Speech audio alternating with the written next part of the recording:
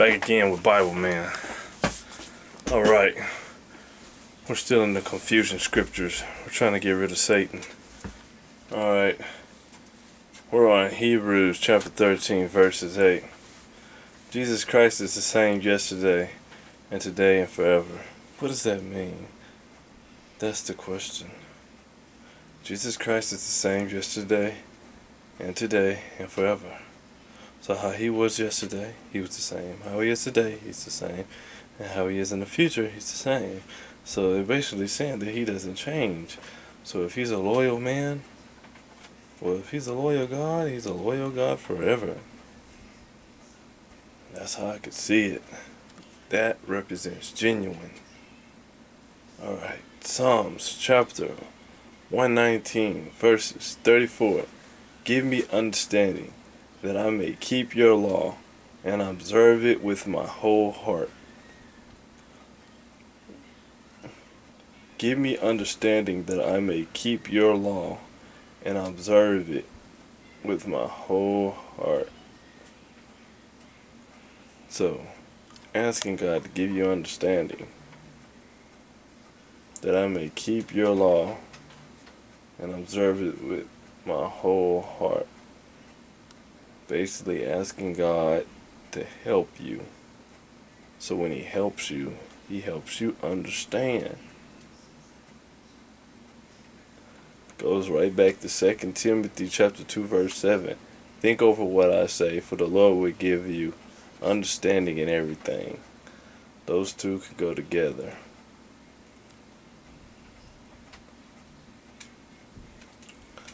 Moving on. Isaiah chapter 40 verses 31. But they who wait for the Lord shall renew their strength. They shall mount up with wings like eagles. They shall run and not be weary. They shall walk and not faint. That is Isaiah chapter 40 verses 31. But they who wait for the Lord shall renew their strength. Now you wait, it's patience, you wait for him. It's going to rebuild you. Because while you're waiting, you're getting energy from him. They shall mount up with wings like eagles. You will be empowered, basically. Empowered. To the point where you're no longer walking on things. You're just flying and hovering through things. Yeah. They shall run and not be weary. They shall walk and not faint. You shall not be faint. You will be able to continue through things that you did not think that you could continue through because you have Jesus.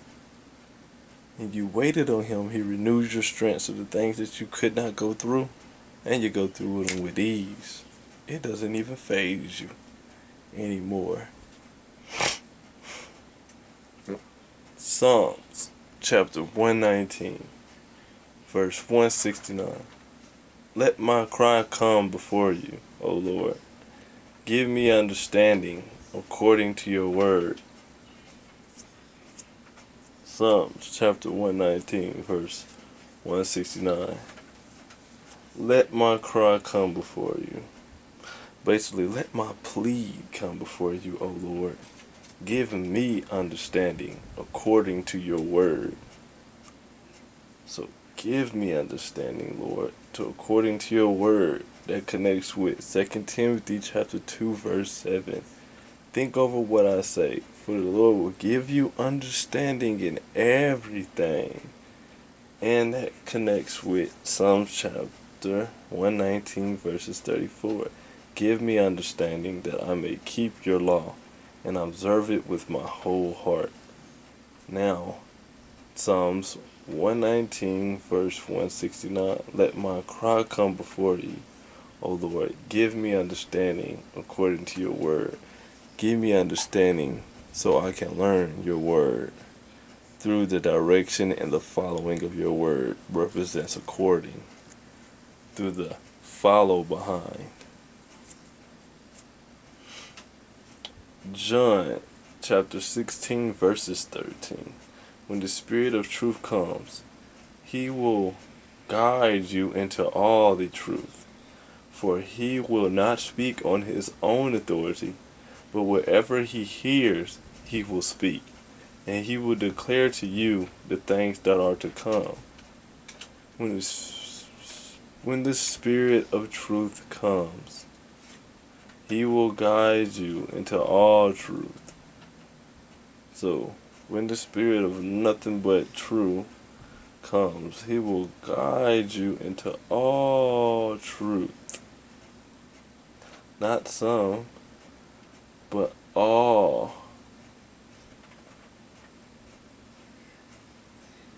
Yes.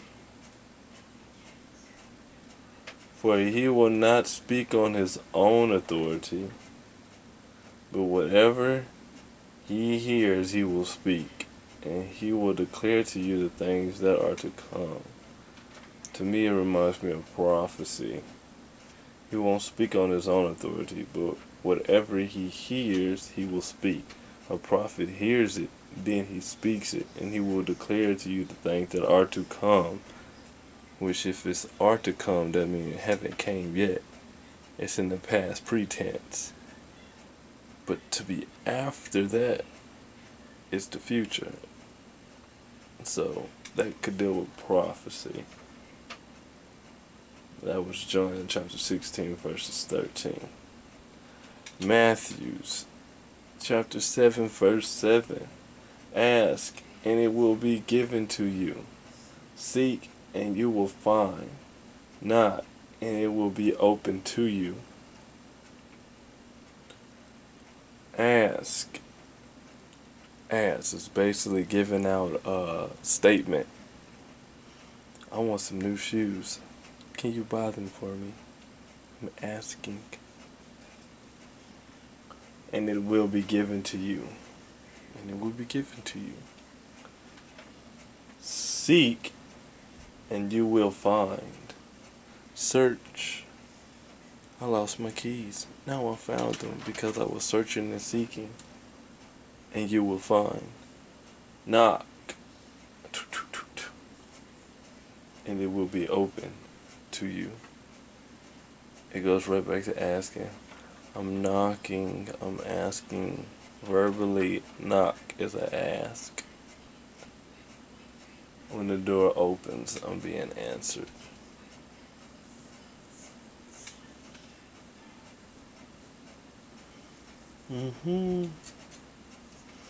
Jeremiah 17 verse 9. The heart is deceitful above all things and desperately sick. Who can understand it?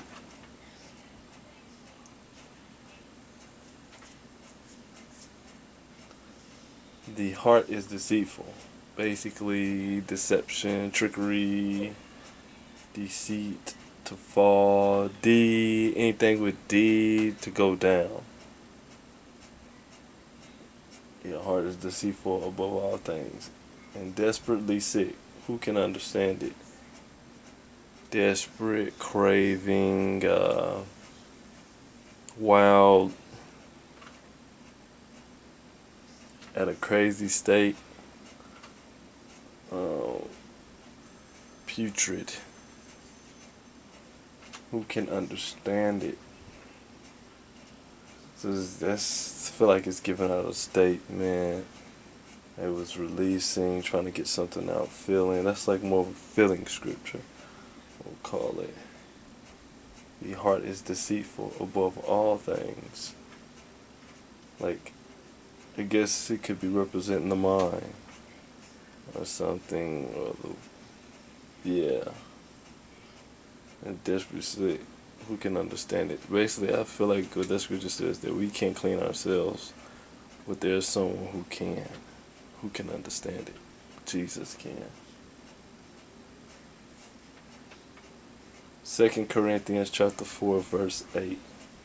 We are afflicted in every way, but not crushed, perplexed, but not driven to despair. We are afflicted. afflicted means kind of like bound in sickness, touched with something that does not feel at ease, affliction, like a sickness to come upon you. That's like an affliction.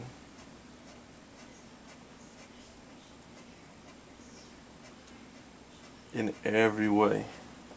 We are afflicted in every way. So it's basically saying that we're not perfect, but we strive for perfection. And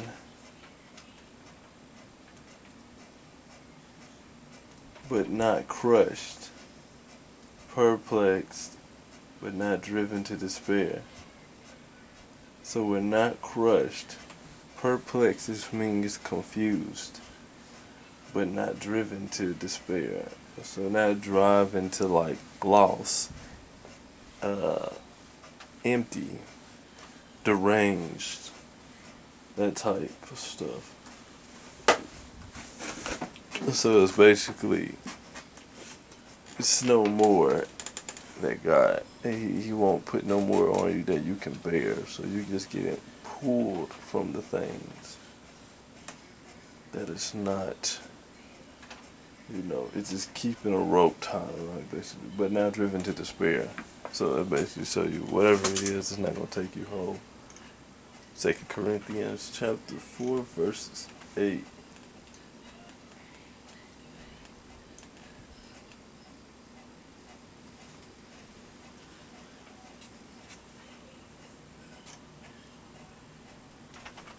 Second Timothy chapter 3 verse 16 through 17. All scripture is breathed out by God and profitable for teaching, for reproof, for correction, and for training in righteousness, that the man of God may be competent, equipped for every good work. All scripture is breathed out by God. So that's all scriptures are breathed out by God. And profitable for teaching, worthy of teaching, honorable for teaching, commendable for teaching, for reproof, like check, for correction, and for training in righteousness, and the path during interceding in righteousness, blended in righteousness, trained into it, soaked in righteousness, basically, that the man of God may be competent. I feel like equal, competent, compete. I feel like that means like content, equipped for every good work, to compete in every good work, yeah, or something. Like your adversary.